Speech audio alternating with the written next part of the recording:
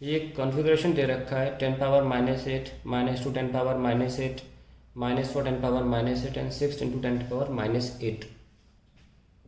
हमें nth charge configuration की वजह से सेंटर पे फील्ड निकालनी है। ठीक है, ये 2√2 दे रखा है, 2√2 इसको दे रखा है ताकि कैलकुलेशन आसानी से हो सके।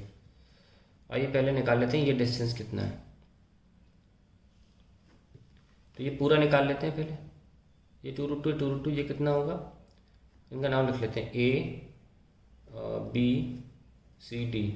सो we finding AC square is equals to AB square plus BC square, that is 2√2 का स्क्वायर प्लस 2√2 का स्क्वायर, ये 8 + 8 AC स्क्वायर, सो AC हो जाएगा 4, तो AO हो जाएगा 2 सेंटीमीटर। तभी कैलकुलेशन दे रखी ताकि आसानी से सॉल्व हो जाए। तो अब इसकी वजह से हमेशा Q0 से ध्यान रख के हम निकालते हैं ना आंसर, तो इसकी वजह से फील्ड इधर आएगी। अपोजिट वाला देख लो, इसकी माइनस है ना, माइनस की वजह से भी इधर ही आएगी, तो दोनों ऐड हो जाएंगी ना। सो इसको हम इधर वाली को 1 ले लेते हैं, 1 which is equals to A plus minus है तो डायरेक्शन सेम रहेगी plus EC।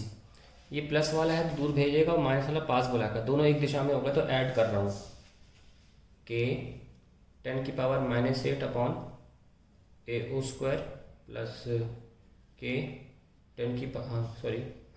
4 into 10⁻⁻8 upon, sign मत रखना, डायरेक्शन दिखा रहा हूँ, माइनस कितना है OC स्क्वायर।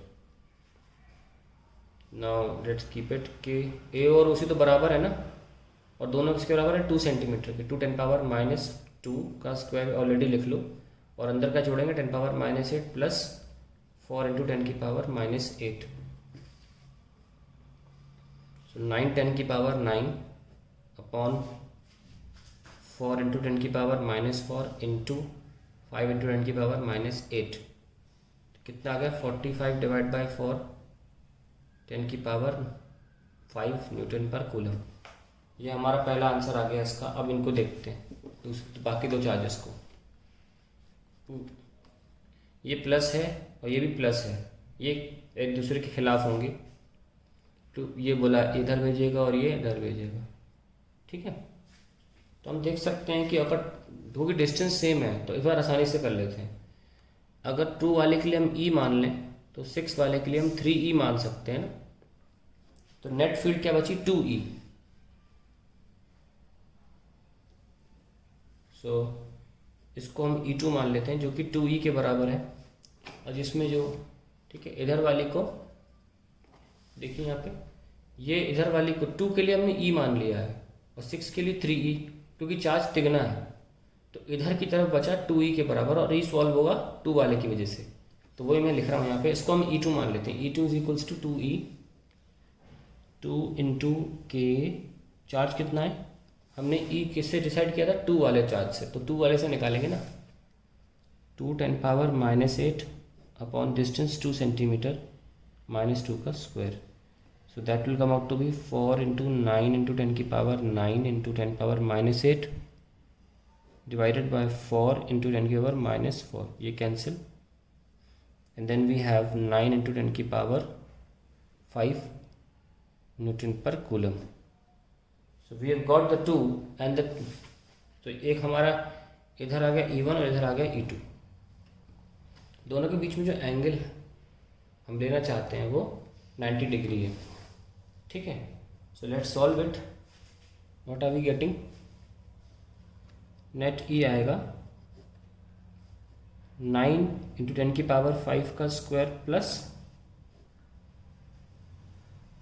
11.25 10⁵ का square. You can solve it and get the answer. इसको देखो मैं इजी कैलकुलेशन से भी कर देता हूँ।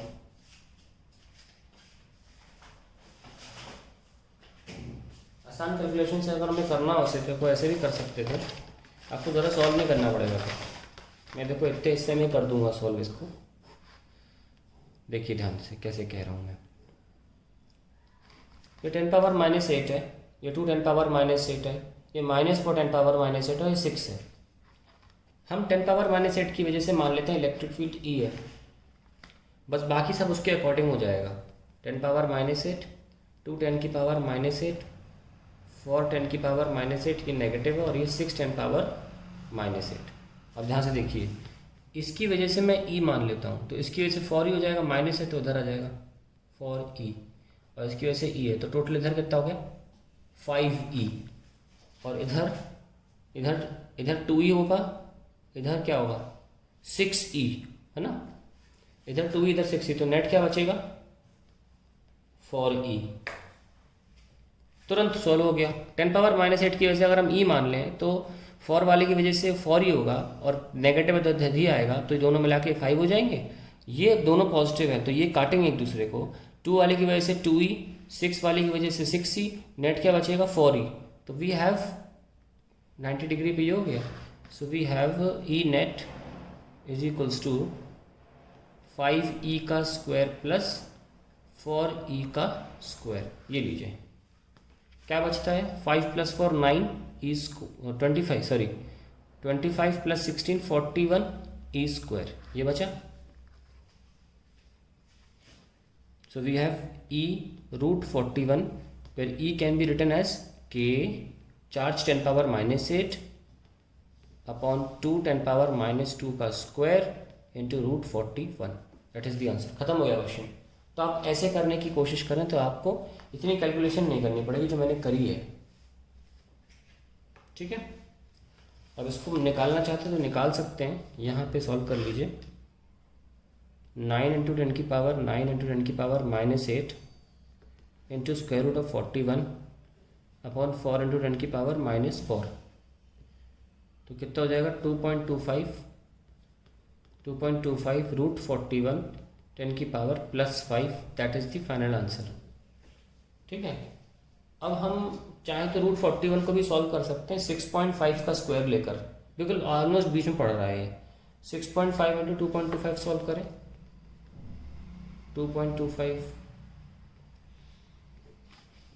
5 5 से 25 30 32 130 130 5 2 6 4 1।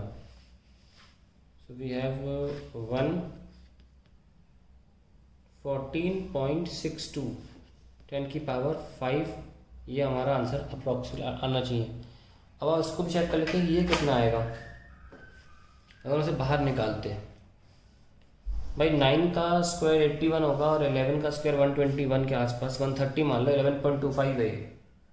130 + 81 कितना हुआ, अप्रॉक्स निकाल रहा हूँ, 130 + 81 1 8 3 11, तो 211, ठीक है।